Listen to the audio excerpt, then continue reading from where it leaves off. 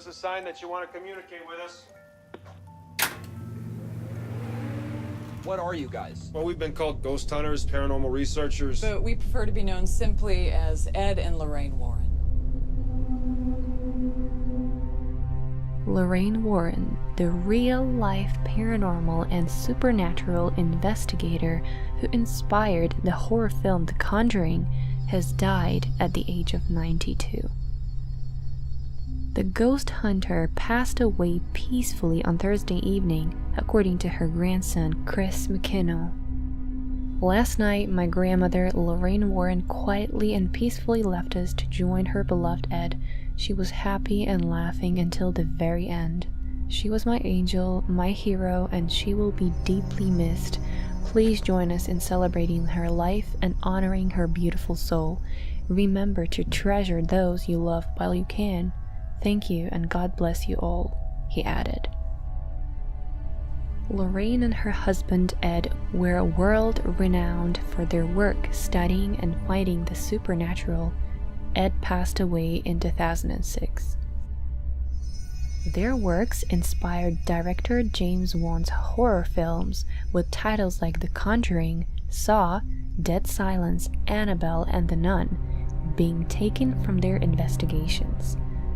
Together, they created the New England Society for Psychic Research and the Warren Occult Museum in their Monroe, Connecticut home. The museum boasts the largest known occult collection in the world, consisting of the relics that they've gathered from a lifetime of studying the metaphysical.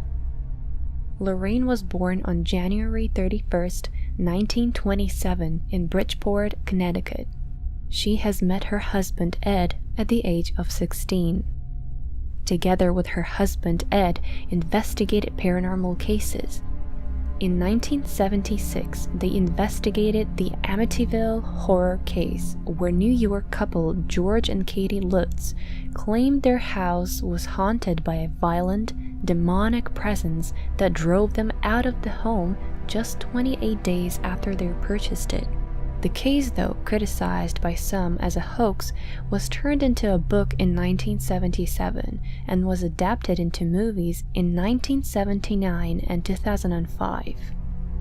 Another famous case, a Raggedy Ann doll that was supposedly possessed by the spirit of a young girl named Annabelle Higgins. In 1968, the Warrens took the doll and housed it in their museum after pronouncing it to be demonically possessed. The story inspired the Annabelle horror series. A case in Harshville, Rhode Island in 1971 inspired The Conjuring. The Warrens claimed that farmhouse where the Perron family lived was haunted by a witch who lived there in the early 19th century. They claimed that the witch cursed the land so that whoever lived there in the years to follow would die. In the 2013 film The Conjuring, Lorraine Warren was a consultant to the production and made a cameo in the film. Together, Ed and Lorraine co-authored a series of books documenting their paranormal experiences, including Ghost Hunters, True Stories from the World's Most Famous Demonologists, Ghost Tracks, and The Hunted, the true story of one family's nightmare. Though they were the world's most famous Ghostbusters, Ed and Lorraine Warren faced great criticism, many calling their investigations to be mere hoaxes. Even after Ed passed away, Lorraine continued her paranormal investigations. Now, the only question that some people might have is what is going to happen to the Warrens Occult Museum? After I looking into it, and I'm not quite sure because in some places it says that the museum is permanently closed, but then other websites say that it's temporarily closed because they're trying to find a new place for it.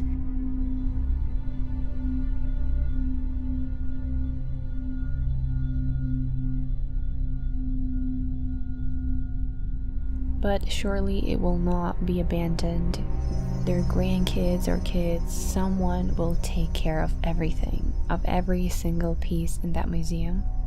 Also, let me go a little bit more into the detail of this museum. So, it was open since 1952.